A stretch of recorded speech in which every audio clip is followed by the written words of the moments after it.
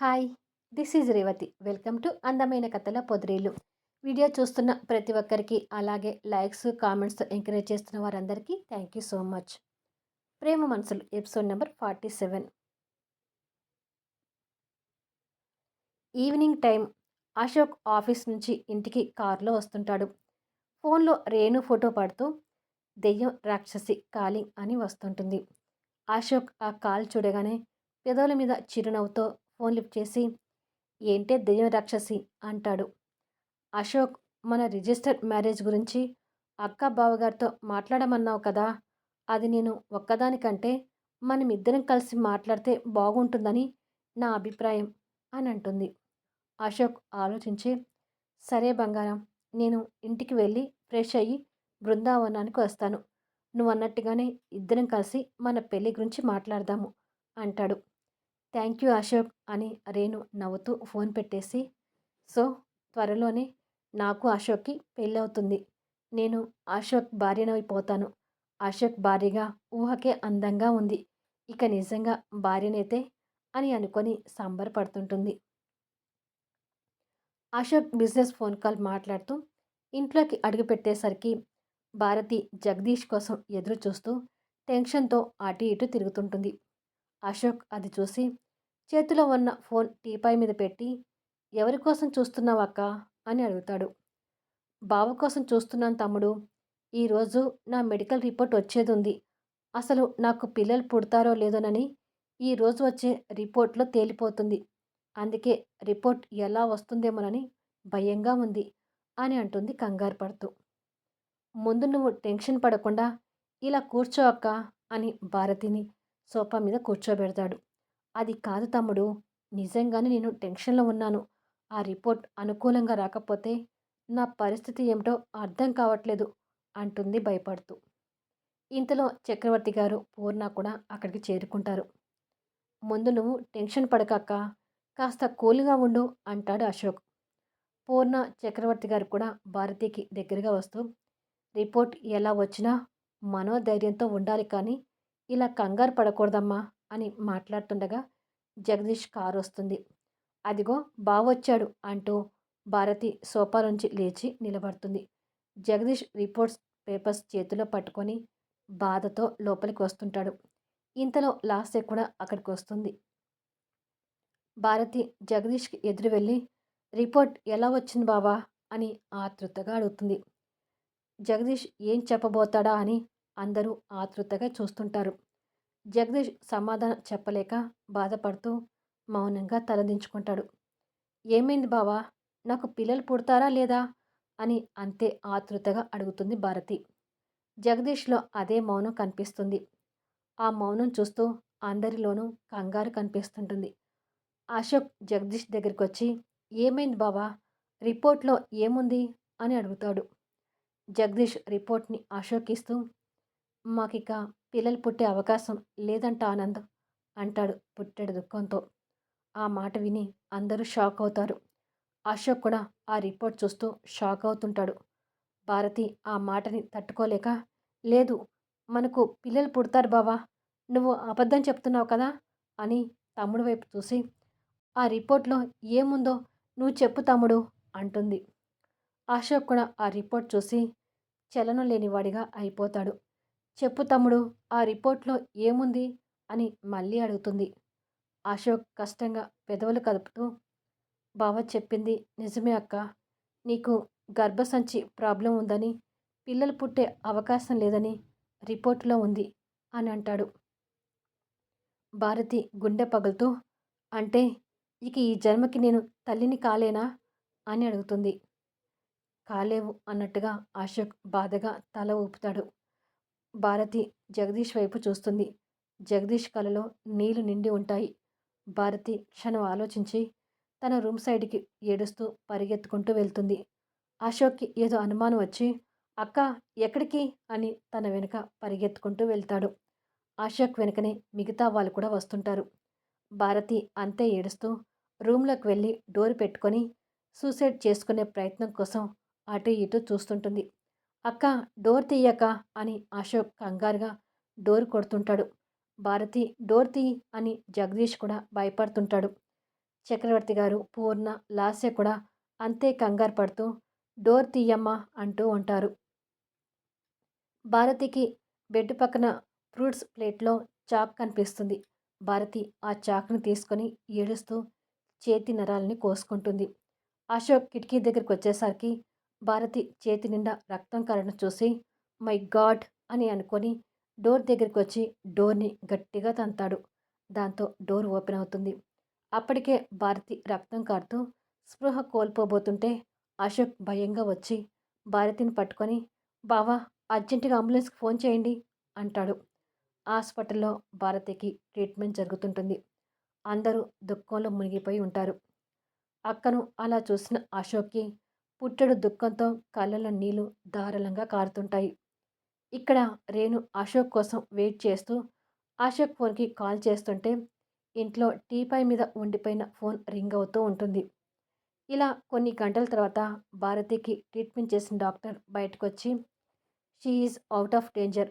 వెంటనే హాస్పిటల్‌కి తీసుకొచ్చారు కాబట్టి ప్రాణాలతో కాపాడగలిగాము అంటాడు. అప్పటి వరకు దుఃఖంతో ఉన్న వాళ్ళందరి మొహాలు కాస్త చిరునవ్వు కనిపిస్తుంది. అశోక్ కూడా సంతోషపడుతూ మా అక్కని చూడొచ్చా డాక్టర్ అని అడుగుతాడు. వెళ్ళి చూడండి అంటాడు. అందరూ లోపలికి వెళ్తారు. భారతి చేతికి కట్టు కట్టి ఉంటుంది. భారతి వారందరినీ చూసి కన్నీళ్లు పెట్టుకుంటూ నన్ను చనిపోనివ్వకుండా ఎందుకు బతికిచ్చారు అని ఏడుస్తుంటుంది. అశోక్ భారతి చేయిని అతని చేతిలోకి తీసుకొని ఏంటక్క ఇది? పిల్లలు కలగకపోతే ప్రాణాలు తీసుకోవాలా? పిల్లలు పుట్టిన వారందరూ ఇలా ప్రాణాలు తీసుకుంటున్నారా? ఎందుకు అలాంటి పిచ్చి పని చేసుకోబోయావు? అని అక్క కన్నీళ్లు తుడుస్తాడు.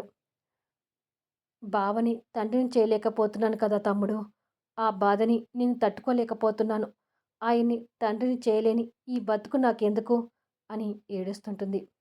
జగదీష్ కన్నీళ్లు పెట్టుకుంటూ చాలే ఆపు నీ పిచ్చి మాటలు. నువ్వు చనిపోయి నీ దారిన నువ్వు పోతే తర్వాత నా పరిస్థితి ఏంటో ఆలోచించావా? అసలు నువ్వు చనిపోతే మేమందరం తట్టుకోగలమా అంటాడు. బావ అంటున్నది కూడా నిజమే కదక్కా.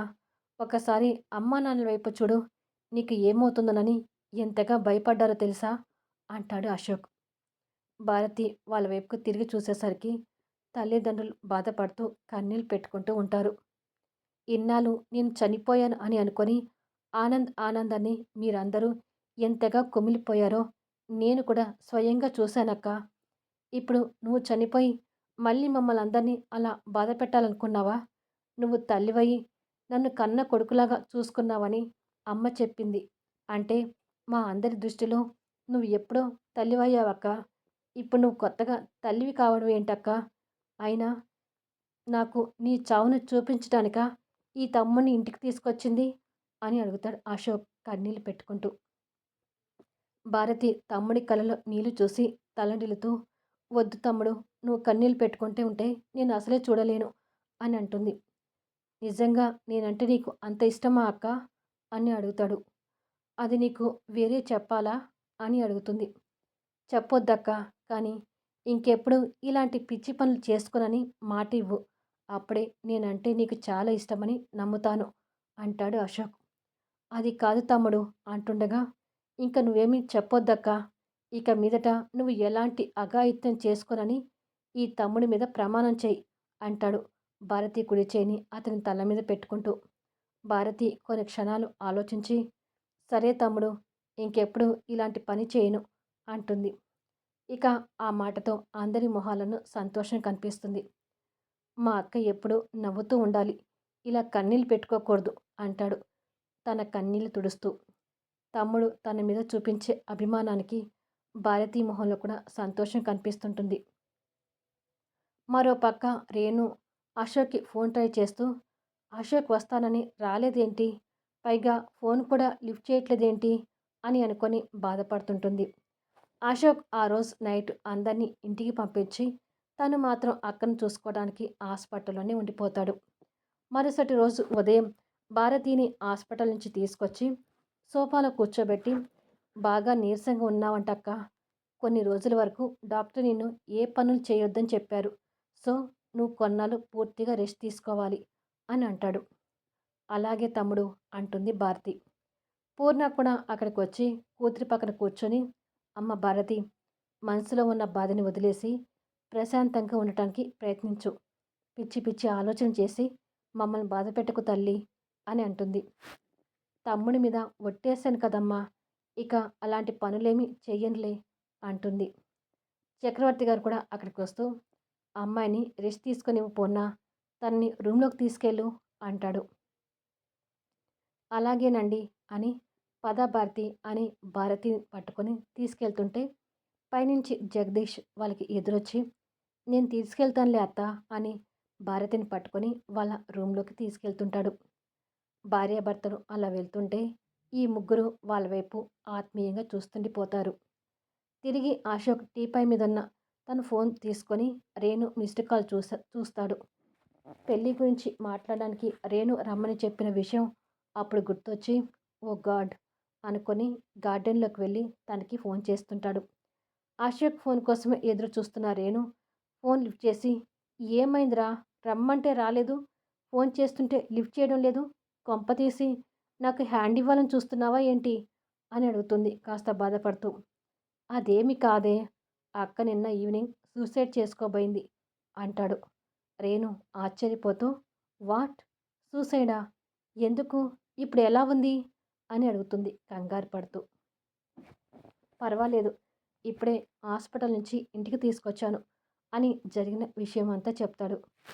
సారీ అశోక్, నాకు ఈ విషయం తెలియక నేను తిట్టుకుంటూ కూర్చున్నాను అంటుంది బాధగా.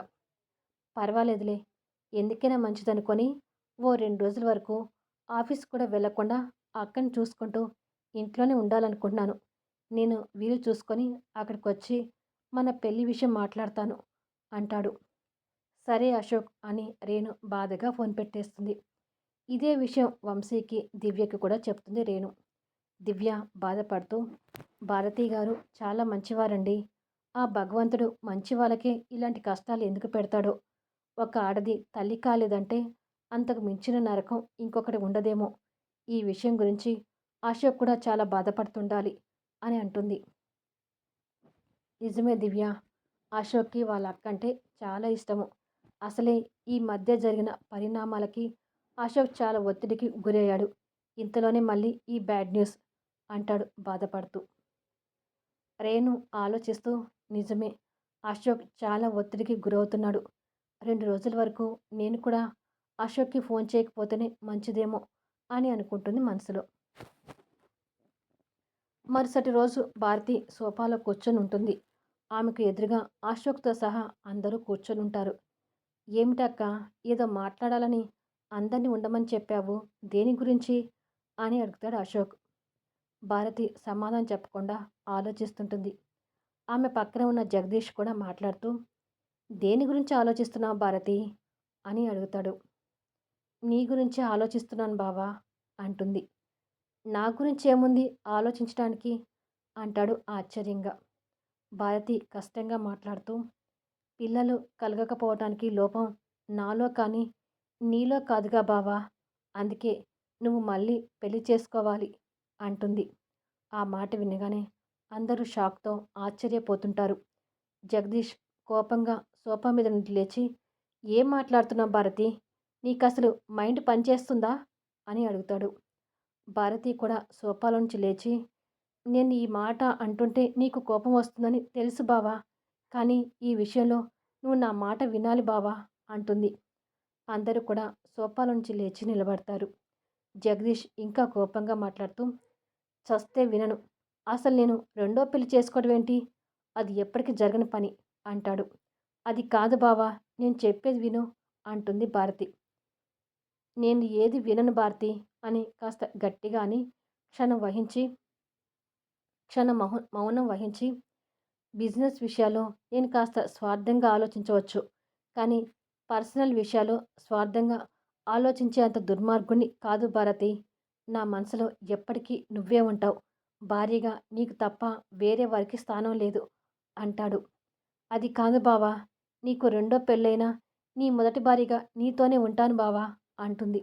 ఇక ఆపుతావా, ఈ మాటలు వినడానికి నరకంగా ఉంది, ఇంకొకసారి మొదటి భార్య రెండో పెళ్ళి అంటే చంపేస్తాను అంటాడు జగదీష్ కోపంగా. భారతి మౌనంగా ఉండిపోతుంది. జగదీష్ కాస్త కోపాన్ని కంట్రోల్ చేసుకొని, చూడు భారతి, నాకు మొదటిసారి నీ మీద కన్నా అత్తయ్య, మావయ్య గారి మీదనే అభిమానం కలిగింది. అత్తయ్య, మావయ్య లేకపోయుంటే నేను, నా చెల్లెలు లాస్య ఎప్పుడో అనాథ అయ్యేవాళ్ళం. తల్లిదండ్రులకు దూరమైన మమ్మల్ని దగ్గరికి తీసి విద్యాబుద్ధులు చెప్పించారు. మా ఇద్దరిని కడుపున పుట్టిన వాళ్ళకన్నా ఎక్కువగా చూసి ఏ లోటు రాకుండా చూశారు. నిన్ను నాకిచ్చి పెళ్లి చేశారు. ఇవన్నీ మర్చిపోయి నీకు పిల్లలు పుట్టడం లేదని చెప్పి రెండో పెళ్లి చేసుకొని విశ్వాసం తప్పిన వాళ్ళ ప్రవర్తించమంటావా అని అడుగుతాడు. భారతి కన్నీళ్ళు పెట్టుకొని నిలబడుతుంది. అందరూ జగదీష్ వైపు గౌరవంగా చూస్తుంటారు. జగదీష్ భారతిని ఎదురుగా నిలబెట్టుకొని తన 2 భుజాలు పట్టుకొని, ఇప్పటి వరకు మనకు పిల్లలు పుడతారని చిన్న ఆశతో ఎదురు చూసిన మాట నిజమే. ఇక మనకు పిల్లలు పుట్టరని తెలిసి బాధపడింది కూడా నిజమే. ఈ బాధని జీవితాంతం భరించడానికి సిద్ధంగా ఉన్నాను కానీ, నీ స్థానంలో మరొకరిని ఊహకు కూడా భరించలేను భారతి. ఇంకొకసారి ఇలా మాట్లాడి నన్ను బాధ పెట్టొద్దు ప్లీజ్ అంటాడు కన్నీళ్ళు పెట్టుకుంటూ. భారతి కూడా కన్నీళ్ళు పెట్టుకుంటూ జగదీష్ని హగ్ చేసుకొని, నువ్వు ఇంతగా బాధపడతావని అనుకోలేదు బావా. ఇంకెప్పుడు ఇలా మాట్లాడను అంటుంది. వాళ్ళిద్దరి అన్యోన్యతను చూసి అందరూ సంతోషపడుతుంటారు. అశోక్ కూడా వాళ్ళ బావని మరో కోణంలో చూసి ఆనందపడుతుంటాడు. బెడ్ కానుకొని కూర్చున్న భారతికి అశోక్ టాబ్లెట్స్ అందిస్తూ, ఇక ఈ నైట్తో నువ్వు వేసుకునే టాబ్లెట్స్ అయిపోతున్నాయక్క. ఇంకా నీకేమైనా ఇబ్బందిగా ఉంటే చెప్పు, రేపు హాస్పిటల్కి తీసుకెళ్తాను అంటాడు. అదేమీ లేదు తమ్ముడు, నేను పూర్తిగా కోలుకున్నాను.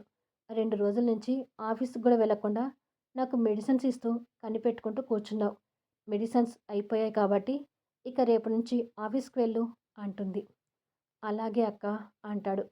భారతి టాబ్లెట్స్ వేసుకొని వాటర్ తాగుతుంది. అంతలోనే బాధతో ఆలోచిస్తుంటుంది. ఏంటక్క ఆలోచిస్తున్నావు అని అడుగుతాడు. మీ బావకి పిల్లలంటే చాలా ఇష్టం తమ్ముడు. నా కోసం ఆ ఇష్టాన్ని చంపుకుంటున్నాడు. అది భరించలేకపోతున్నాను అంటుంది బాధపడుతూ. బావకి పిల్లలంటే ఇష్టం కావచ్చక్క. కానీ అంతకన్నా బావకి ఈ కుటుంబం అన్నా, నువ్వన్నా చాలా గౌరవం అని మన బావ మాటలో అర్థమైంది. నువ్వు అనవసరంగా ఎక్కువ ఆలోచించి బాధపడకక్క అంటాడు. సరే తమ్ముడు అంటుంది భారతి. మరుసటి రోజు అశోక్ ఆఫీస్కి వెళ్ళడానికి రెడీ అవుతూ, ఈరోజు బృందావనం వెళ్ళి మా పెళ్ళి గురించి మాట్లాడాలి అని అనుకొని, అక్క చేతి గాయం ఎలా ఉందో వెళ్ళి చూడాలి అనుకుంటూ భారతి రూమ్ దగ్గరికి వెళ్తాడు. అప్పుడే భారతి బెడ్ మీద కూర్చున్న జగదీష్తో మాట్లాడుతూ, రాత్రి నువ్వు అసలు నిద్రపోలేదు బావా. రాత్రంతా కూర్చొని ఆలోచిస్తున్నావు, బాధపడుతున్నావు. మనకు పిల్లలు పుట్టరనే విషయం గురించే ఆలోచిస్తున్నావా బావా అని అడుగుతుంది బాధపడుతూ. మనకు పిల్లలు పుట్టరని తెలిసాక ఇక ఆ విషయం గురించి ఆలోచించినా ఉపయోగం లేదుగా భారతి అంటాడు. మరి దేని గురించి ఆలోచిస్తున్నావు బావా అని అడుగుతుంది. ఆనంద్ లాస్యాల గురించి ఆలోచిస్తున్నాను భారతి అంటాడు. లోపలికి రాబోయిన అశోక్ ఆ మాటలు విని డోర్ ముందలే ఆగిపోతాడు. ఆనంద్ లాస్య గురించి ఆలోచించేది ఏముంది బావా అంటుంది ఆశ్చర్యంగా. జగదీష్ బాధగా నిలబడి మాట్లాడలేక అటుగా తిరుగుతాడు. ఏంటి బావా, నాకు చెప్పడానికి ఇబ్బంది పడుతున్నావెందుకు అని అడుగుతుంది. అశోక్ కూడా ఆశ్చర్యంతో వాళ్ళ బావ ఏం మాట్లాడతాడా అని వాళ్ళకి కనపడకుండా ఉండి చూస్తుంటాడు. మన ఆనంద్ లాస్యని పెళ్లి చేసుకుంటే బాగుండని అత్తయ్యకి మావయ్యకి ఉన్నట్టుగానే నాకు ఆ ఆశ ఉంది భారతి. కాకపోతే ఆ ఆశ ఇప్పుడు ఇంకా ఎక్కువైంది. ఆనంద్ రేణుని మర్చిపోయి లాస్యని పెళ్లి చేసుకుంటే మనమంతా సంతోషంగా ఉంటాం కదా అంటాడు. అశోక్ ఆ మాట విని షాక్ అవుతుంటాడు. భారతికి ఆ మాటలు కష్టంగా అనిపిస్తూ, ఏంటి బావా నువ్వు అలా మాట్లాడుతున్నావు? మన ఆనంద్ రేణుని ఎంతగా ప్రేమిస్తున్నాడో నీకు తెలీదా అని అడుగుతుంది. తెలుసు భారతి, కానీ నా వైపు నుంచి కూడా ఒకసారి ఆలోచించి చూడు. ఆనంద్ లాస్యని పెళ్లి చేసుకుంటే వాళ్ళకు పుట్టబోయే పిల్లల్ని మన పిల్లలుగా పెంచుకోవచ్చుగా భారతి అంటాడు. అశోక్ ఆ మాటకి ఇంకా షాకే చూస్తుంటాడు. తిరిగి జగదీష్ మాట్లాడుతూ, ఆనంద్కి రేణుకి పెళ్ళై వాళ్ళకు పిల్లలు పుడితే నువ్వు ఆ పిల్లల్ని ప్రేమగా చూసుకుంటావు. ఎందుకంటే ఆ పిల్లలు నీ తమ్ముడి పిల్లలు కాబట్టి అదే నీ అంత ప్రేమగా ఆ పిల్లల్ని నేను చూసుకోలేను. నీకు నీ తమ్ముడి పిల్లలతో ఉన్న బంధం నా దగ్గరికొచ్చేసరికి ఆ బంధం కాస్త దూరమవుతుంది. అదే రేణు ప్లేస్‌లో లాస్య ఉంటే వాళ్ళు నా చెల్లి పిల్లలని నేను కూడా నీలాగే ప్రేమగా చూసుకుంటాను. అటు నీ తమ్ముడి పిల్లలు, ఇటు నా చెల్లి పిల్లలని వాళ్ళని మన పిల్లలుగా ప్రేమగా పెంచుదాం. దాంతో మనకు పిల్లలు పుట్టలేదని లోటు తీరిపోతుంది. అదే రేణు అయితే ఆ పిల్లల బంధానికి నేను దూరమవుతాను. పైగా రేణు పరాయిది కాబట్టి తన పిల్లల్ని మన పిల్లలుగా పెంచుతామంటే ఒప్పుకోకపోవచ్చు. రేణు మనస్తత్వ ప్రకారమైతే అసలే ఒప్పుకోదని అర్థమవుతుంది. అదే లాస్య అయితే చెప్పనక్కర్లేదు. ఎందుకంటే లాస్య ఈ ఇంట్లోనే పెరిగిన అమ్మాయి కాబట్టి అంటాడు. నువ్వు చెప్తున్నది బాగానే ఉంది బావా. కానీ ఆనంద్ రేణు ప్రేమని కాదని లాస్యని ఎలా చేసుకుంటాడు అని అడుగుతుంది. అందరూ ప్రేమించిన వాళ్ళని చేసుకుంటున్నారా భారతి? ఎంతమంది ప్రేమలు విఫలం చేసుకొని తిరిగి మరొకరిని చేసుకొని ఆనందంగా కాపురాలు చేయడం లేదా? ఆనంద్ మన కోసం మనకు పిల్లలు లేరని లోటు తీర్చడం కోసం ఈ కుటుంబం సంతోషం కోసం తన ప్రేమను త్యాగం చేయలేడా అని అడుగుతాడు. ఆ మాటలు వింటున్న అశోక్‌కి తన గుండె వేగం కొట్టుకోవడం మొదలవుతుంది. తన గుండె వేగంగా కొట్టుకోవడం మొదలవుతుంది. తిరిగి జగదీష్ మాట్లాడుతూ, "నేను చెప్పింది నువ్వు కూడా ఆలోచించు భారతి. నువ్వంటే నీ తమ్ముడికి చాలా ఇష్టం. లాస్యని పెళ్లి చేసుకోమని నువ్వడిగితే నీ మాటని అసలు కాదనలేడని నమ్మకం ఉంది. ఒక్కసారి ఆనంద్‌ని నువ్వడిగి చూడు భారతి. ఇది నా ఒక్కడి సంతోషం కాదు. ఈ కుటుంబం సంతోషం గురించి కూడా అడుగుతున్నాను" అంటాడు తన చేతులు పట్టుకొని ప్రాధేయపడుతున్నట్టుగా. "సరే బావ, ఒకసారి మాట్లాడి చూస్తాను" అంటుంది భారతి. అక్క మాట విన్న అశోక్ భారమైన గుండె బరువుతో వెనక్కి తిరిగి చూసేసరికి ఎదురుగా పూర్ణ ఉంటుంది. ఆ తర్వాత ఏం జరుగుతుంది అనేది నెక్స్ట్ వీడియోలో చూద్దాము. ఈ వీడియోపై మీ అభిప్రాయాలు తెలుపుతూ కామెంట్స్ ఇవ్వండి. అలాగే లైక్స్ ఇచ్చి ఎంకరేజ్ చేయండి.